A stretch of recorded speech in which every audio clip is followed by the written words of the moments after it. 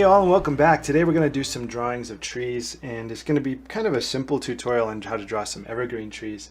It's been forever since I've done a video, so thank you for sticking around and waiting for that. Thank you for staying subscribed to my channel. It means a lot.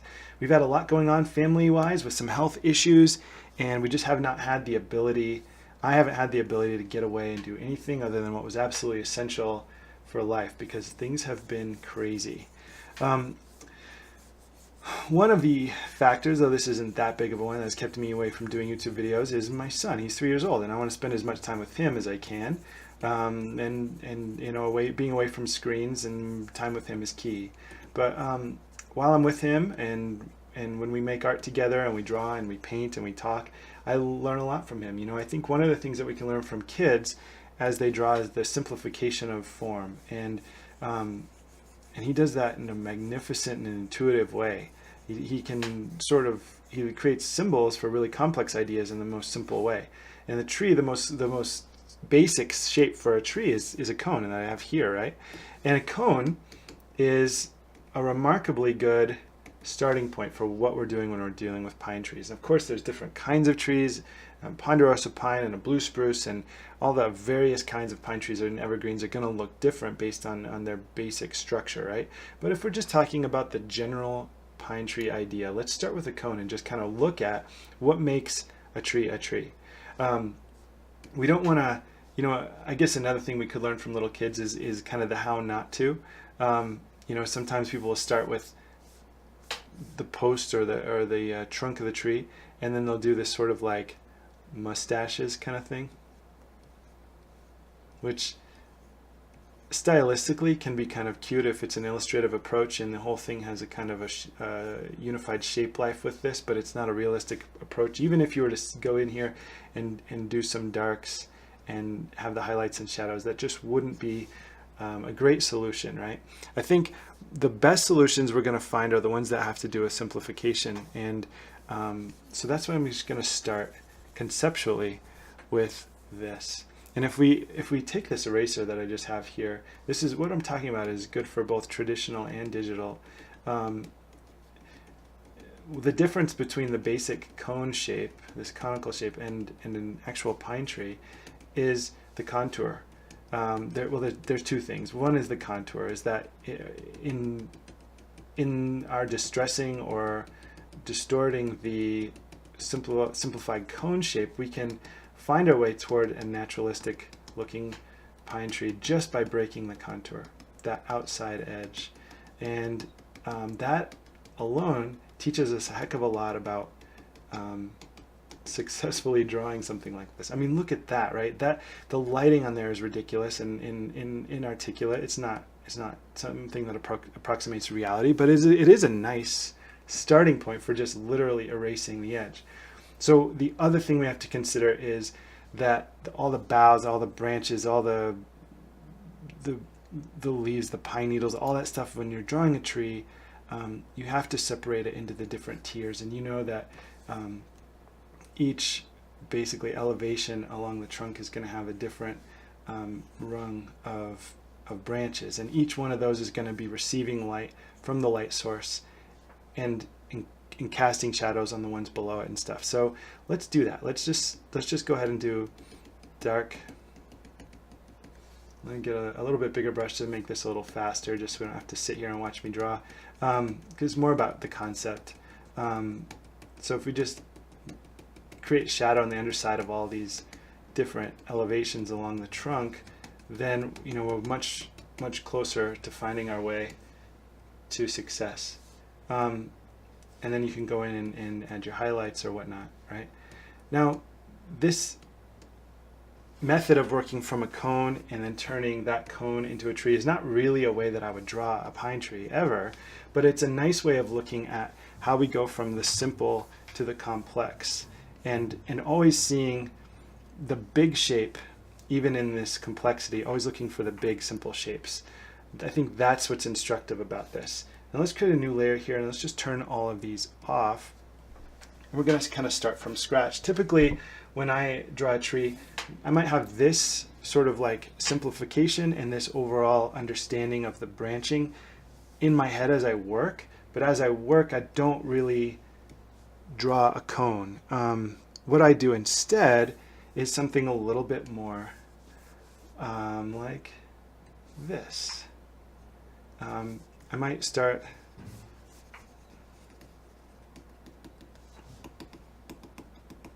and usually I will look for the dark value first. I always draw the darks in first, or paint the darks in first, or however you want to. Drawing, painting, it's all the same. It's just wet media, dry media. And I usually just sort of work back and forth looking for the dark values, trying to, with eyes squinted, dilute out all detail so that what I'm left with is this this pooling of all of the big dark shapes into what I can find as like the big dominant overarching connected dark that creates the shadow portions of the tree.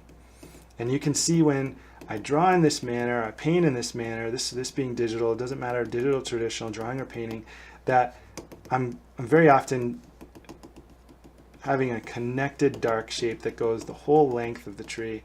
And of course you're going to have a change in your hue, but probably the value is going to stay pretty similar when you get to the shadow area of the trunk, and then the cast shadow, depending on what the landscape is composed of, it's going to come from there and so on. But after I get this down, then I'm going to go toward my midtones and highlights, and same kind of thing. I'm just going to lay in wherever I can see connecting values. I'm always looking for the biggest, simplest shapes as I work. So, if you're nearsighted, you have a hard time seeing far away, take off your glasses and just look at the world without all that detail distracting you. Try to see just the big basic ideas as you're working. The key thing is this principle it's like a non-repeating pattern is the concept, which is kind of an oxymoron, right? A pattern is that which repeats. But in nature, you have there's a principle, I think in I can't remember, it was like in Taoism or something, it's Eastern philosophy principle. It's called Li. It's that in nature you have this idea of a pattern which is non-repeating, that there's this infinite variety in the repetition. And this is the big concept that we have to look at here in artwork in general, which is, we always called it in university, we called it R&V, which is repetition with variation. And that's hugely important when you're dealing with a tree, because while each of these branches are similar in length and the shape design, they're all different enough that they feel like they're unique entities. And it's that harmony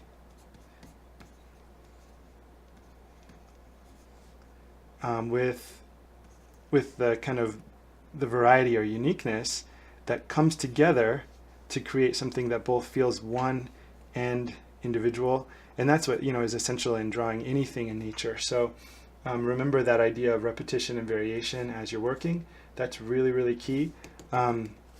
It might help to think about this, and I don't know, teaching on the internet is tough because you don't really know your students, and so you can't really say, oh, I know it's going to work for so-and-so, or I know it's going to work for so-and-so. And so you kind of have to come at it from a bunch of different angles and hope that one of those will help the student kind of capture the concept. So I'm just going to do this in a couple different ways, and you can see that what I'm doing here is sort of like what a child would do when they're learning to draw. Little kids learn to draw. One of the things they do is they scribble. This zigzag scribble is one of the basic scribbles of all children. And so you can see that then they turn that basic scribble into something like this when later they understand how to create symbols for trees and stuff. And they say, Mommy, draw a star on top, right? And then they have their Christmas tree or whatever. But you can approach this in a similar fashion if you think about these as like dominoes that have collapsed into each other. And let me just put a little red line in here so you can see what I'm thinking. Do you see this zigzag that's in there? But each of the zigs and zags are a little bit different length and thickness. And so that variation, along with the repetition, is a good way to approach tree drawing as well. That's just another kind of way of thinking about it. And then if you were getting into it this way, you might then put your highlights where they deserve to be, in the light facing side and orientation of the branches, and then you'd do the same thing for the dark values and fill things in as needed.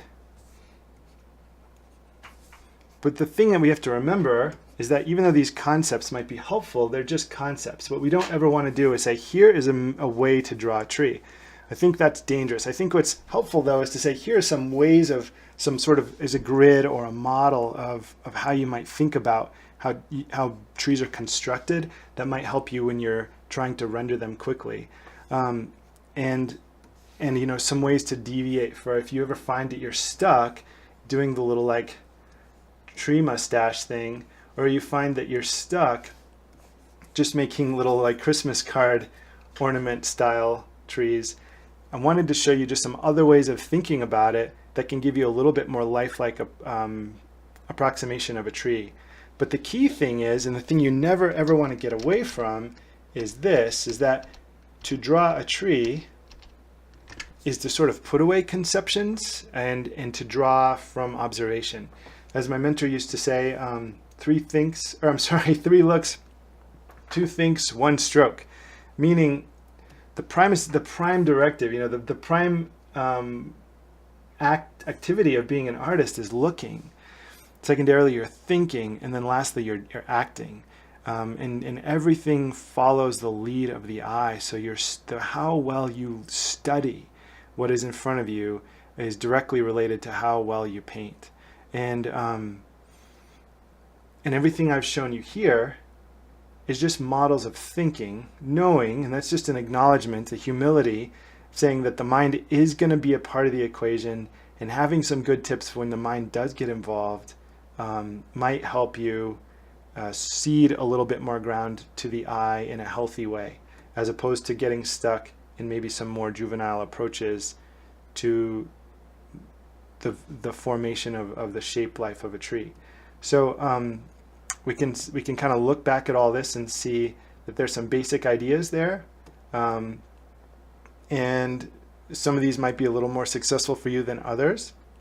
But the key thing is just to get outside, get your paints outside and go look at a tree and paint it. I'm not asking you to go paint a landscape, not go paint a forest, but literally just go paint a singular pine tree, kind of in the morning hours or the evening hours, the afternoon hours, when you've got some directional light, not overhead light. It's a little harder to paint overhead light, so don't give yourself that challenge right away, but give yourself some nice directional light toward the morning and evening, and give yourself a short time frame and see if you can really carefully study the core shapes that make the basic structure of the tree. First looking for the darks, looking for the midtones, then looking for the highlights. If it helps you to think about an overarching basic shape, you could start doing some sketches of the basic conical shape and then deviate from there. If it helps you, you could look at it as this grid of strong diagonals that are intersecting, and try to find some of the movement and energy of the branches in that fashion. If it helps you, you can start like this. You can say, hey, I know for a fact that trees have trunks, right?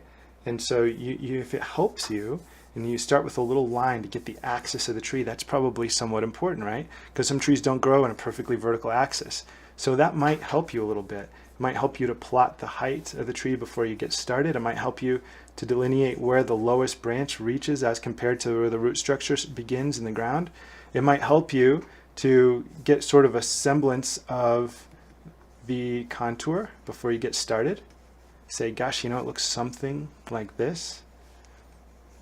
And you might be careful to look and say, gosh, those lower branches, they don't just cut straight across, but they hang down in this fashion, right?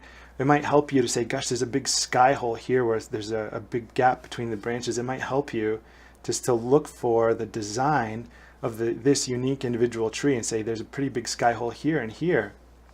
And there's a cool asymmetry about that, but there's also a balance because of the amount of negative space or sky that's seen here and here is similar, and that gives the tree a nice visual balance. You might look at that stuff before you start painting. And once you do that, then you might have a little more confidence to just bust right into this, where you're looking for those darks and then the midtones and the lights. So today I just wanted to go over all of these basic concepts. So you might, if you're a new artist, you might feel a little bit more comfortable starting with a little line work, just so you can find the overall contour and shape. And then you might, get a little bold, get your palette out and mix some good darks, and do your lay-in of the coarse shadows, and really look for, let's say for example, our light source is coming in from over here, that really do some good close looking to see, yeah, most likely there's some shadow on this side of the tree, but how far, and you've got that center line, how far across do those coarse shadows reach, and where do they connect, and how far up the tree can I make my way while still drawing that unified connected dark value, keeping my shapes together as I work up, up, up. And you don't have to get it perfect. You just kind of get the broad idea. Big brush it, don't get a little teeny brush out, keep it simple as you work. And then as you then migrate into the mid-tone values, look to see across that central axis, how far does the light reach? Do you find mid-tones reaching all the way across to this far branches over here? Really squint, try to simplify your values into 3, the lights, the midtones, and the darks, and just keep it very, very simple, because what you're trying to do, not make a perfect painting of a tree, but try to find the general principles so that you can understand how to make this basic structure look 3-dimensional. And make sure it looks good and you start to have a good sense of it before you allow yourself the opportunity to go into your highlights. Highlights are sort of like they're sort of like the cherry on the sundae. You want to make sure you've got a good functional, believable, voluminous looking structure before you add those highlights.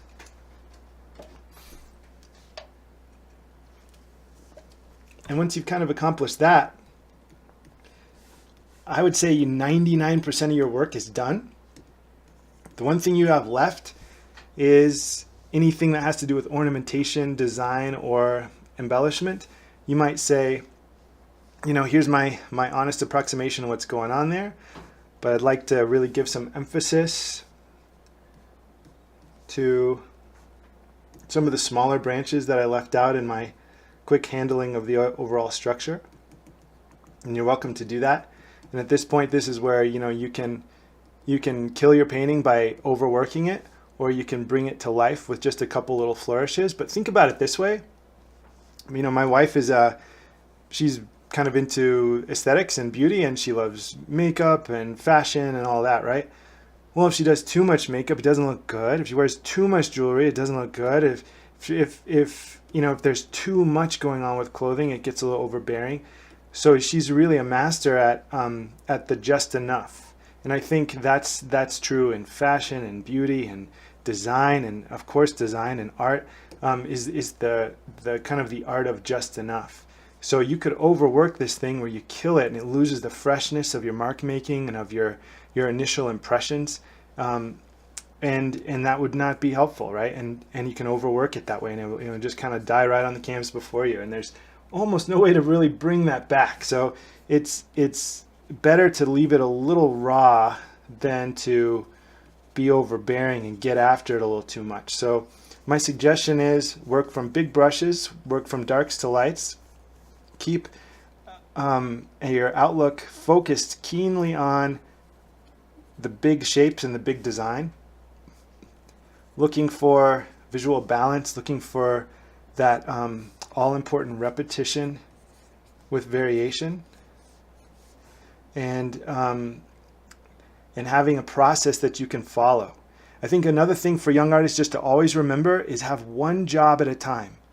Not just painting one object at a time, but having one job at a time. So if you're painting and you're saying, gosh, what am I doing right now? I'm painting darks. If you can just say, I'm painting darks, and you tune your eyes into just seeing the dark values, the dark shapes, and how they connect with your eyes squinted, you can do that. I don't care who you are. And then when you're done with that, you go, okay, what am I doing now? What's the next thing? Okay, I'm going to tune everything out, look only for the mid-tone values, looking for the squinted eyes to see the shapes and how they connect, the big overarching shapes of midtones. and I'm going to be careful with that. I'm going to not overwork it with my brush. I'm going to test my value. I'm going to apply some big blocks of midtone where I see them. I'm not going to mash it in there so that it looks artificial. I'm going to let my darks stay present. I'm going to work my midtones right over top of them like this. And in the end, I'm going to give some little flecks of highlight, working a little more slowly, working a little more carefully to make sure I'm not adding too much highlight, because it'll get too high key. It'll lose its sense of self really quickly. And you just kind of go from there. And know that you're not going to get it mastery level in one tree. You know, take your sketchbook out. It doesn't have to be paint. I would get a stick of charcoal. It works real similar to paint because of the big blocky nature of the value. You can block in values real similarly with a piece of charcoal to a paintbrush. So try some with charcoal, try some with chalk pastel or oil pastel. Work with big media, chunky media like that, if you don't always want to drag your paints out.